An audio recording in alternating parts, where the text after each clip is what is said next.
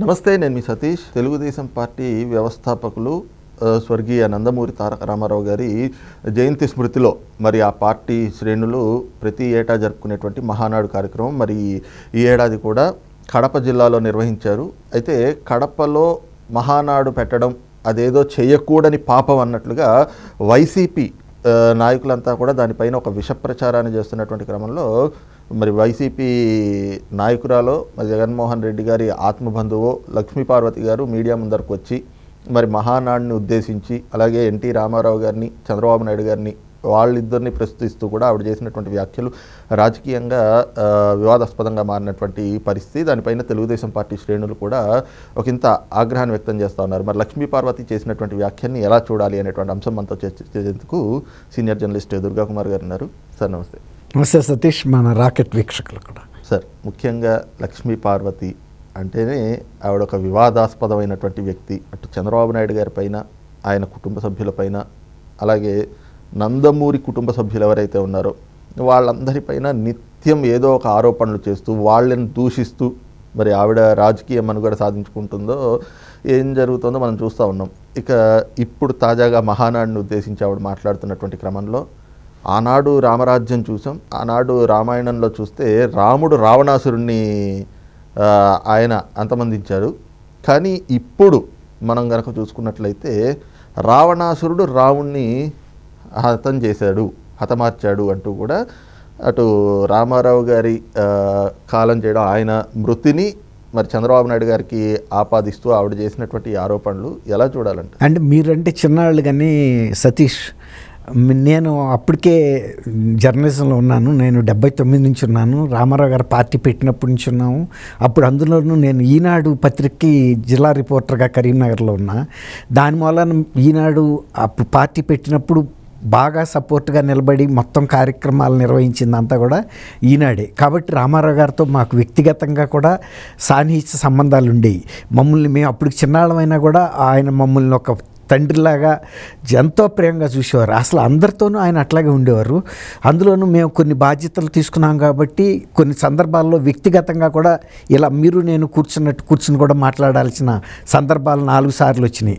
4 సార్లు కూడా ఆయన అంత పెద్ద అయినా నేను అప్పటికి మహా ఉంటే 22 ఏళ్ళు ఉన్నా, అంతే 23 ఏళ్ళు అయినా కూడా ఆయన నన్ను అంత ఆప్యాయంగా పలకరించేవారు, గౌరవంగా చూసేవారు. అంతేగాని ఆయనకి అసలు ఒక దేవుడిలో ఉండే లక్షణాలన్నీ ఉన్నాయి. కానీ ఆయనకు వచ్చిన ఏకైక లోటు ఏదన్నా జరిగింది ఆయన జీవితంలో అంటే ఆఖరి పేజీగా ఉన్న ఒక నల్ల పేజీ అంటే బ్లాక్ పేజీ ఏదైనా ఉందంటే అది లక్ష్మీపార్వతి గారు అనే చెప్పాలి. లక్ష్మీపార్వతి గారు లాంటి వ్యక్తిత్వం లేని మనిషి కనుక ఆయనకి అలా సన్నిహితం కాకపోతే ఆయన దేదీప్యమానంగానే వెలిగిపోయేవాడు. అసలు ఆయనకున్న లోటే లేదు. అప్పుడు ఆయన కన్వీనర్గా ఉంటే జాతీయ కూటమికి విపి సింగ్ గారు కూడా వచ్చి కలిసి వెళ్ళేవాడు. అంతటి గౌరవాన్ని పొందాడు. తర్వాత ఆయన ఆ రోజుల్లో జాతీయ స్థాయి ప్రచారానికి వెళ్ళినప్పుడు కూడా ఉత్తరాదిలో అన్ని రాష్ట్రాల్లో కూడా ఆయన స్వామీజీ అని పిలిచేవాళ్ళు.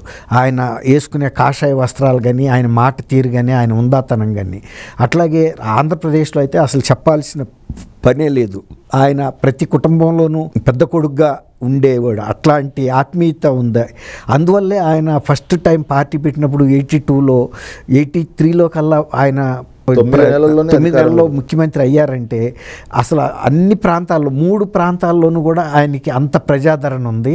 ఆ ముఖ్యమంత్రి అయిన తర్వాత కూడా ఆయన అదే కొనసాగించాడు. అటువంటి వ్యక్తిని లక్ష్మీపార్వతి గారు ఆయన జీవితంలో 93లో ప్రవేశించిన తర్వాత మాత్రమే ఆయనలో ప్రజలకి దూరం జరిగిన పరిస్థితి వచ్చింది. అంతకుముందు ఈమె ఈ చిల్లర వేషాలు ఆయన భారీగా ఉండి గౌరవంగా ఇంట్లో వరకు ఉండి ఆయన వ్యక్తిగత బాధ్యతలు చూస్తే కూడా ఈ పరిస్థితి వచ్చేది కాదు.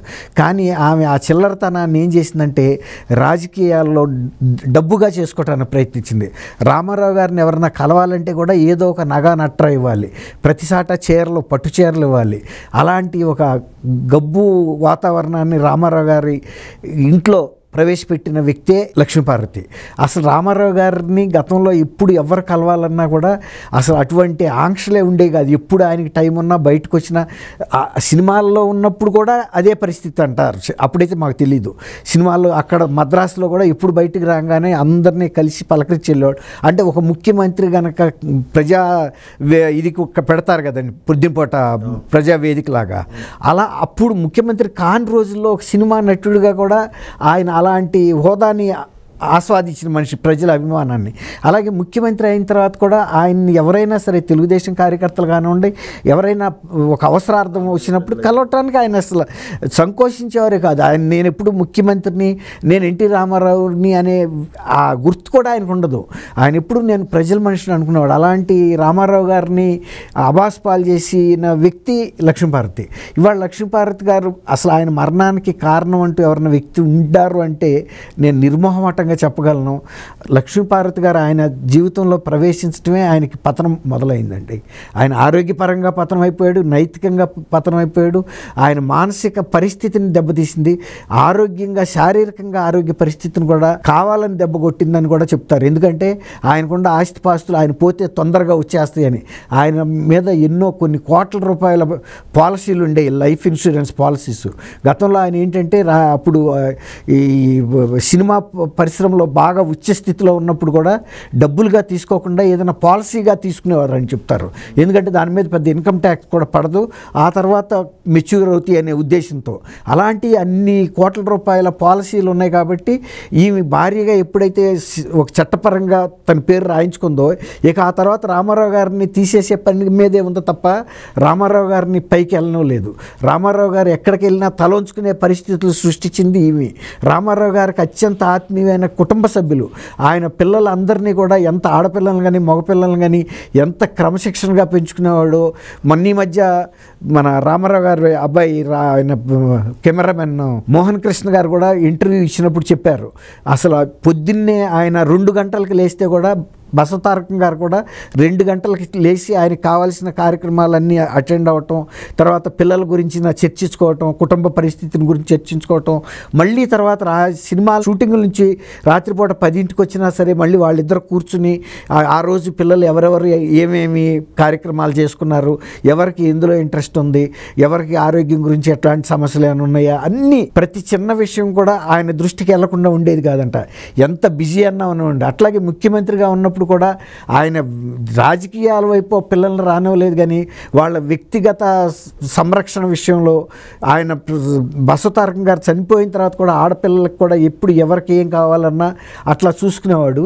మరి అలాంటిది ఈమె తల్లిని చెప్పుకుంటుంది కదా రామారావు గారి భార్యనని, ఎప్పుడన్నా ఒక్క కూతురిని దగ్గరికి రానిచ్చిందండి.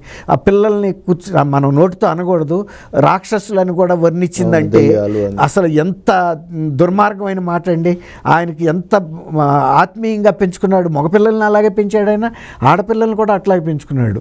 అసలు ఇవాళకి కూడా మగపిల్లలు వాళ్ళు చెప్పే అంశాలు వింటే ఆయన పట్ల వారికి ఉన్న సంబంధం కానీ అనుబంధం కానీ మనకు చాలా ఆశ్చర్యం అనిపిస్తుంది. అంత బిజీగా ఉన్న వ్యక్తి, 11 మంది పిల్లలు ఉన్న వ్యక్తి, ప్రతి బిడ్డ మీద అంత శ్రద్ధ పట్టుకుని, ఇవాళ ఒక్క బిడ్డ ఉంటే కూడా అసలు ఆ బిడ్డ ఎక్కడ చదువుతున్నాడు, ఎక్కడున్నాడో ఒకళ్ళ తల్లిదండ్రులు తెలియని పరిస్థితి. కానీ అది ఆ రామారావు గారి విషయంలో అది లేదు. ఈవెన్ అవుట్డోర్ షూటింగ్లకి వెళ్ళినా సరే కాక సాయంత్రం రాత్రికి ఫోన్ రావాల్సిందేనంట. ప్రతిదీ కూడా ఎవరి గురించి అయినా అట్లా చూసుకున్నాడు. రాజకీయాల్లోకి ఎంటర్ అయిన తర్వాత ఈమె ఆయనకి ఆత్మీయులందరినీ రాజకీయంలో తెలుగుదేశంలో పార్టీలో ఆత్మీయులందరినీ దూరం చేసినప్పుడు వాళ్ళు మనోవేదకు గురయ్యి అందుకు దూరం పెట్టారు తప్ప రామారావు గారిని ఈవిని, లేకపోతే అసలు అటువంటి పరిస్థితి రామారావు గారికి వచ్చేది కాదండి. ఆయన జీవితంలో జరిగిన ఏదన్నా ఒక చీకటి పర్వం, చీకటి పేజీ ఏదన్నా ఉందంటే అది లక్ష్మీపార్వతి గారి ఎంట్రీయే. ఇప్పటికి కూడా ఆయన ఆత్మను కూడా ఈమె క్షోభ పెడుతుందంటే ఇటువంటి మాటలు మాట్లాడి. అసలు ఆమె సొంత కొడుకుతో ఆమెకి వ్యక్తిగతంగా సంబంధాలు ఉన్నాయండి. ఎప్పుడన్నా ఆ కొడుకుతో ఫోటో కానీ మనోళ్ళతో ఏదైనా ఫంక్షన్, వీళ్ళని వదిలేసేయండి, వీళ్ళు నీ కన్నాళ్ళు కాదు, సరే నువ్వైతే ఒక్క కొడుకుకి జన్మనిచ్చావు కదా శారీరకంగా, ఆ జన్మనిచ్చిన కొడుకుతో అయినా నువ్వు ఉన్నావా? తర్వాత ఇంకోటి అండి, మీకు తెలియని విషయం ఏంటంటే ఆయన హరికథ సుబ్బారావు గారు ఆయన ఏడ్చి చెప్పాడండి, నాకు విడాకులు కూడా ఇవ్వకుండా వెళ్ళిపోయి పెళ్లి చేసుకుందని. ఈయనతోనేమో విడాకులు తీసుకున్నానని చెప్పింది, పబ్లిక్ అందరు కూడా చెప్పింది, కానీ తీసుకోలేదనేది స్వయంగా భర్త చెప్పాడు.